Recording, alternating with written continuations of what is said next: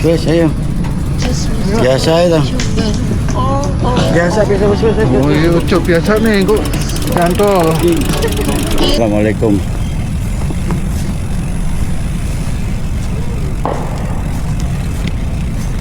Ambil videonya ini dulu.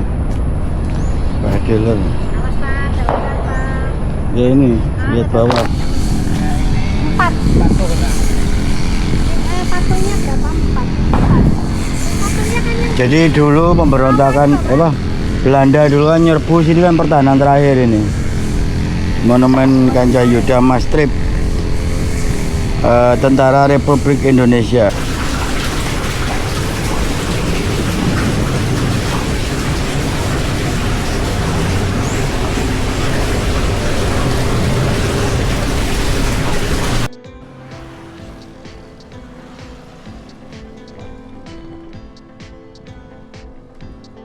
Selamat pagi.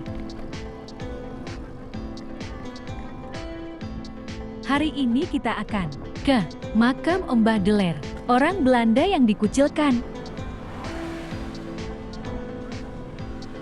Ini kita lewat di Jalan Raya Duku Kupang Barat, sebuah jalan yang banyak menjual bunga-bunga dan pohon-pohon hias berbagai jenis. Panjang jalan sekitar 1 km. Di bawah Tower Sutet ini, berjajar penjual pohon-pohon hias.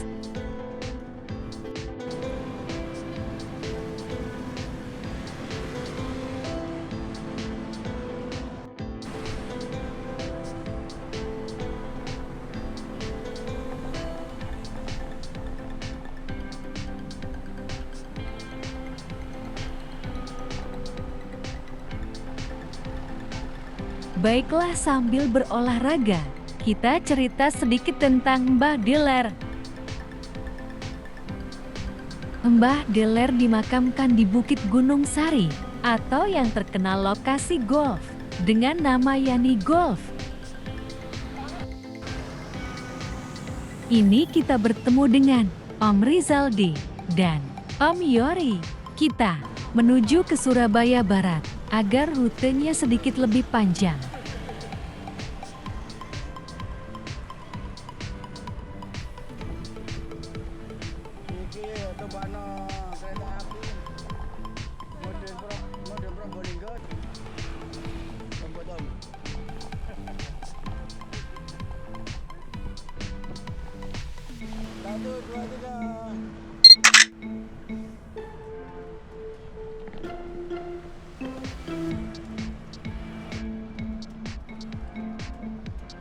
Kembali ke cerita Mbah Deler.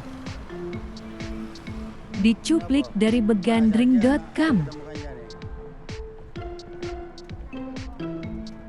Mbah Deler, begitu warga lokal menyebut makam orang Belanda di lingkungan Yani Golf, Gunung Sari, Surabaya. Mbah Deler dianggap orang pintar. Kenyataannya, dia memang orang pintar karena banyak membantu warga, baik orang Belanda maupun orang pribumi. Khususnya ketika Surabaya menghadapi wabah penyakit cacar awal abad ke-19. Warga lokal menyebutnya Mbah Deler karena lidah mereka tidak bisa mengucapkan nama yang lengkap. Nama lengkapnya adalah Frederik Jacob Rottenbuchler. Ia adalah pejabat tinggi di wilayah ujung timur Jawa yang disebut Gezaghebber Rottenbuchler, begitulah orang Belanda menyebutnya.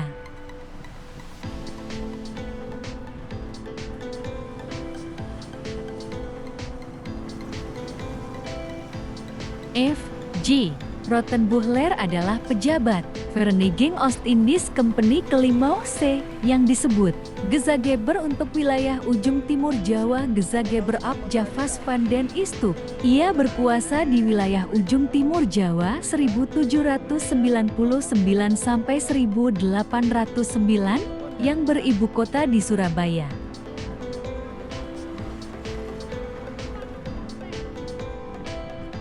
Jabatan ini setara dengan gubernur kalau saat ini, tetapi pada masa itu, wilayah yang dikuasai hanya pada area-area perkebunan dan perindustrian serta pelabuhan saja. sebagian wilayah masih berdiri kerajaan-kerajaan yang mandiri.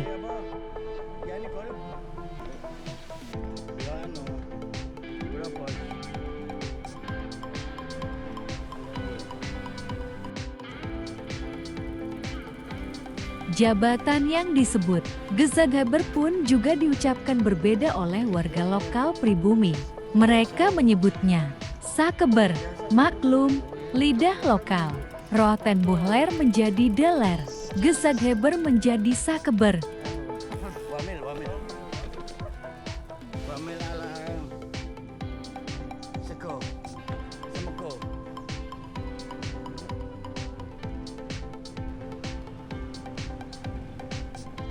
F.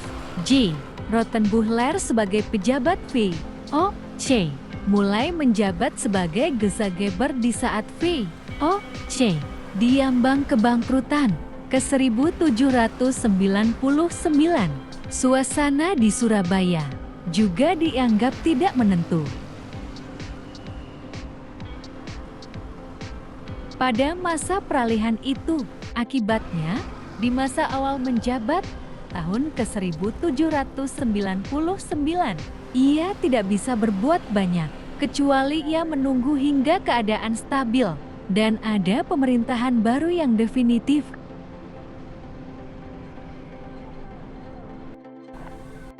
Memasuki tahun 1800 pemerintah sudah beralih dari Voigt Hindia Belanda di mana di negeri Belanda sendiri dipengaruhi oleh Perancis. Akibatnya, perubahan di Belanda juga berimbas di Hindia Belanda.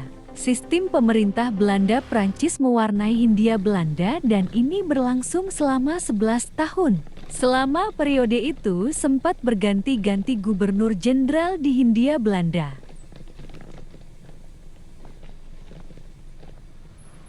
Gubernur Jenderal Hindia Belanda di era pemerintahan Belanda Prancis mulanya dijabat oleh Pieter Gerardus van Overstraten 1800 sampai 1801, kemudian Johannes Sieberg 1801 sampai 1802 dan Albertus Hendrikus Wyss 1802 sampai 1808 serta Herman Willem Daendels 1808 sampai 1811 yang terkenal dengan Jalan Den Les. Itu semua setara presiden dan jabatannya di Jakarta atau Batavia saat itu. Di era pemerintahan Hindia Belanda yang menggantikan pemerintahan V. O. C. pejabat yang berkuasa di daerah-daerah sudah bisa mulai bekerja. Berdasarkan sistem pemerintahan yang baru, pejabat daerah termasuk di wilayah ujung timur Jawa yang beribu kota di Surabaya. F. J. Rottenbuchler Embadeler sebagai Gezaghebber Sakeber juga mulai bekerja maksimal. Ada 3 hal penting yang terjadi dan dihadapi oleh Rottenbuchler atau Mbah Deler di Surabaya selama ia menjabat sebagai Gezaghebber. Pertama, terkait dengan upaya menghadapi wabah penyakit cacar yang menular. Kedua, terkait dengan usaha pribadi sebagai pengusaha. Di era V. O. C. seorang pejabat pemerintahan penguasa juga menjalankan bisnisnya sendiri pengusaha.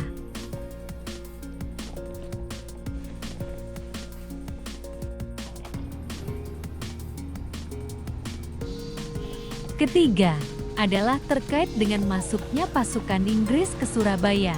Inggris selama itu memang sudah ancang-ancang akan masuk ke Surabaya, tapi sudah diantisipasi oleh Gezaghebber sebelum Mbah Deler, yaitu Dirk van Hogendorp, dengan mendirikan perbentengan. Di era Mbah Deler, Surabaya kebobolan. Inggris berhasil memasuki Surabaya. Jeti, dahulu, Indonesia banyak dikuasai oleh Kamar Dagang Belanda, V. O. C. Kemudian, V. O. C. dibubarkan oleh kerajaan Belanda karena banyak korupsi dan meninggalkan hutang. V. O. C. saat itu ditutup. Keuntungan yang seharusnya masuk ke kas V.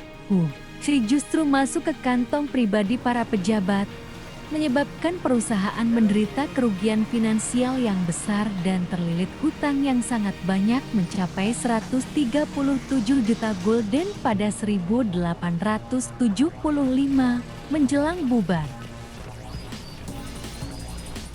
Dari 3 peristiwa di masa Rottenbuchler, ada 2 yang menjadikan ia bagai menenggak madu dan racun. Menenggak madu mengibaratkan peran dan perbuatan positif dan baik bagi lingkungan, yaitu bagi warga. Baik orang Eropa sendiri maupun orang pribumi. Ini karena jasa Rottenbuchler yang memberikan vaksinasi cacar kepada warga sehingga melindungi mereka dari virus cacar. Ditulis dalam buku Ad Surabaya karya J.H. von Vibert, bahwa tidak mudah memberikan vaksinasi cacar kepada warga. Ketika vaksin akan disuntikan ke anak-anak orang Belanda, mereka menolak dan mengatakan agar vaksin terlebih dahulu disuntikan kepada anak-anak orang pribumi sebagai percobaan. Begitupun dengan warga pribumi, mereka juga takut menerima suntikan yang belum dikenal sebelumnya. Rottenbuchler pun harus mengeluarkan uang sebagai imbalan kepada anak warga pribumi yang mau disuntik. Sebagai percobaan, ia membutuhkan 15 anak. Dari percobaan itu, akhirnya ia bisa menyuntikkan vaksin kepada warga Surabaya baik yang Eropa dan pribumi. Meski masih tercatat ada angka kematian, tapi vaksinasi cacar relatif bisa menyelamatkan warga, terutama bagi warga pribumi. Karenanya, Rottenbuchler dipandang sebagai orang pintar bagi lingkungan dia bertempat tinggal. Tepatnya setelah ia lengser dari jabatan Gezaghebor pada tahun ke-1808. Warga lokal menyebut dan memanggil Mbah Deler. Sebelum meninggal, ia memang tinggal di kawasan hutan yang bertanah tinggi di Gunung Sari. F.J. Rottenbuchler Mbah Deler meninggal pada 21 April tahun 1836 dan dimakamkan di tanah yang paling tinggi di Gunung Sari. Sebaliknya, di mata pemerintah Hindia Belanda, yang kala itu dikepalai oleh Gubernur Jenderal Albertus Hendrikus Wyss 1802-1808, Rottenbuchler justru diasingkan. Pengasingan ini karena di wilayahnya Surabaya telah kebobolan dengan masuknya orang-orang Inggris. Akibatnya, semula ketika menjabat, ia tinggal di Istana Simpang sekarang Gerahadi. Kemudian ketika diasingkan ia tinggal di hutan Gunung Sari hingga meninggal pada 21 April tahun 1836. Jejak kematian Rottenbuchler ini masih dapat dilihat karena kuburannya bertengger di titik tanah tertinggi di lingkungan Yani Golf Surabaya. Dari tempat ini, dulu, pemandangan ke arah utara bisa terlihat kawasan kota. Kiranya, hukuman yang diterima oleh Rottenbuchler, ia hanya bisa memandang Surabaya dari kejauhan. Di hutan Gunung Sari inilah Rottenbuchler hidup dengan lingkungan warga pribumi hingga ia meninggal dunia. Oh, iko mau makan Belanda.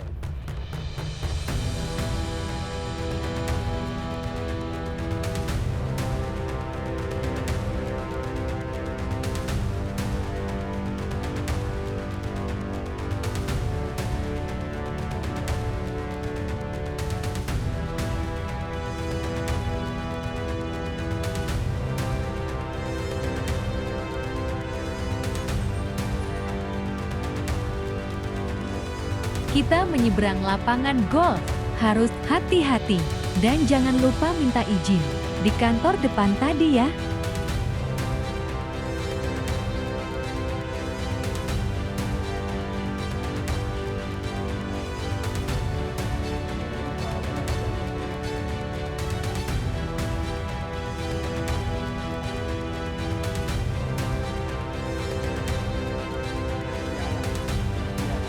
Selain ada makam Rottenbuchler atau Mbah Deler yang berangkat tahun 1836, di kawasan sekitarnya juga terdapat makam kuno yang usianya jauh lebih tua. Di sana juga ada lemah muruk, tanah bernyala api. Di kawasan ini memang memiliki kandungan minyak dan gas yang sudah menjadi eksplorasi perusahaan minyak pemerintah Belanda. Tak heran jika kawasan Yani Golf dan lahan hotel di sebelahnya tercatat menjadi aset Pertamina setelah ada nasionalisasi dari perusahaan minyak di era Hindia Belanda, perusahaan Shell namanya.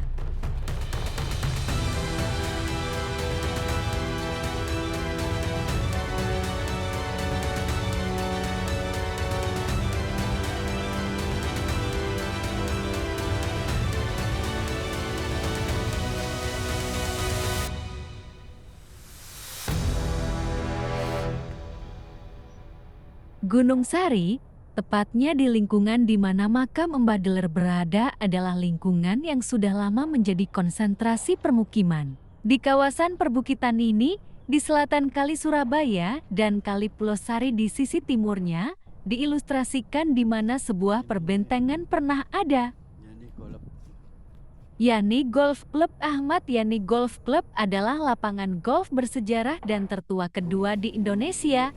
Terletak di Surabaya, Jawa Timur, dikenal dengan nuansa klasiknya, desain 18 hole yang menantang dengan banyak pohon, dan statusnya sebagai cagar budaya yang menyimpan nilai sejarah perjuangan kemerdekaan. Didirikan tahun 1898, lapangan ini menawarkan pengalaman golf otentik, fasilitas lengkap, serta menjadikannya tempat penting yang menghubungkan olahraga dan sejarah. Di kawasan perbukitan Gunung Sari pada era pertempuran November tahun 1945 juga menjadi saksi bisu pertempuran Surabaya. Di sana pejuang Surabaya mempertahankan kota setelah didesak mundur dari sektor tengah. Mereka mundur hingga titik perbukitan Gunung Sari. Ketika Gunung Sari berhasil dikuasai sekutu, maka di saat itulah Surabaya secara total dikuasai sekutu. Peristiwa pertahanan terakhir Surabaya di Gunung Sari ini terjadi pada akhir bulan November tahun 1945. Di sini ditemukannya tulang-tulang dari 4 pejuang. Teridentifikasi bahwa mereka adalah Sutojo, Samsudin, Suwondo, dan Suwarjo. Nama-nama itu telah terukir pada monumen yang dibangun di area lapangan golf di sekitar ditemukannya tulang-tulang. Namanya Monumen Kancah Yuda. Di Gunung Sari inilah, para pejuang yang tergabung dalam TRIP atau Tentara Republik Indonesia Pelajar berjuang melawan serangan tentara Inggris mempertahankan wilayah Gunung Sari Surabaya pada tanggal 28 November ke 1945. Monumen Kancah Yuda atau Monumen Kancah Yuda Mastrip dibangun untuk mengenang jasa pahlawan Tentara Republik Indonesia Pelajar TRIP yang gugur di Gunung Sari, Surabaya, saat menjadi titik pertahanan terakhir arek-arek Surabaya melawan sekutu pada 28 November tahun 1945, melambangkan semangat perjuangan pelajar mempertahankan kemerdekaan Indonesia, diresmikan 7 Februari tahun 1981 dan menjadi pengingat sejarah heroik kota pahlawan.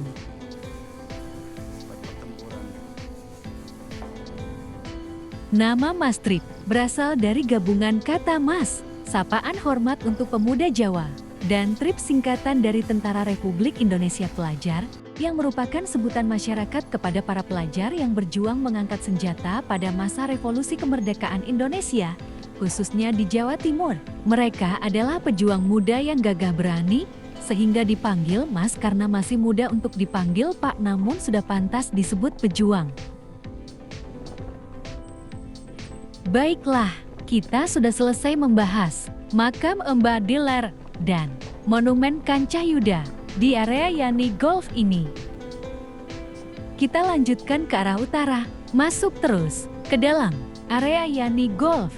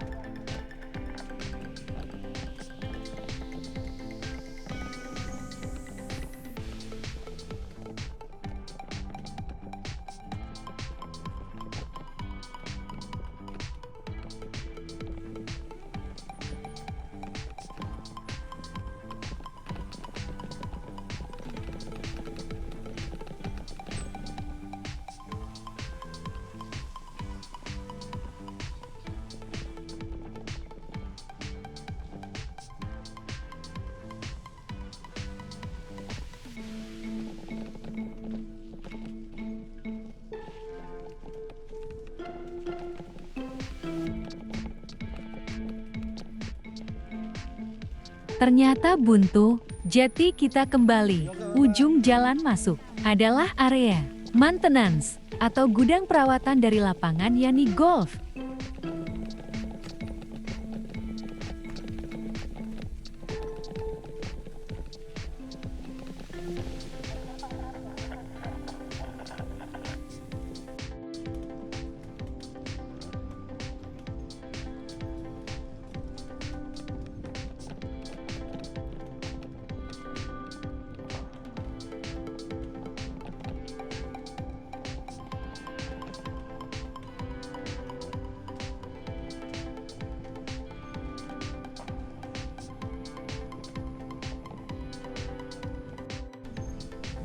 Yani Golf Surabaya merupakan lapangan golf tertua nomor 2 di Indonesia setelah lapangan golf Rawamangun, Jakarta. Terletak di Gunung Sari, Yani Golf Surabaya. Didirikan Shell Indonesia Wonokromo, perusahaan minyak Belanda, dengan menyewa lahan dari Handel and Boma Capich, Semarang, pada tahun ke-1898. Lapangan seluas sekitar 60 hektar tersebut didesain Prof. Anroich Kramer. Dari total luas lapangan, 8 hektar merupakan hutan lepas.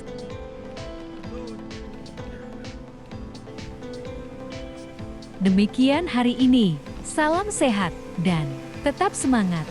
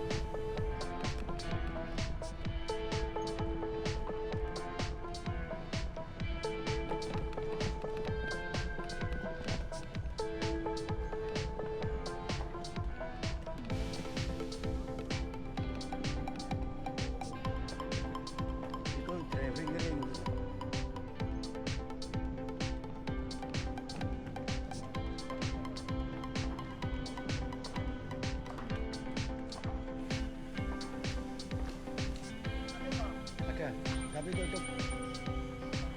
Oh, makamnya ada, sudah. Matur nuwun.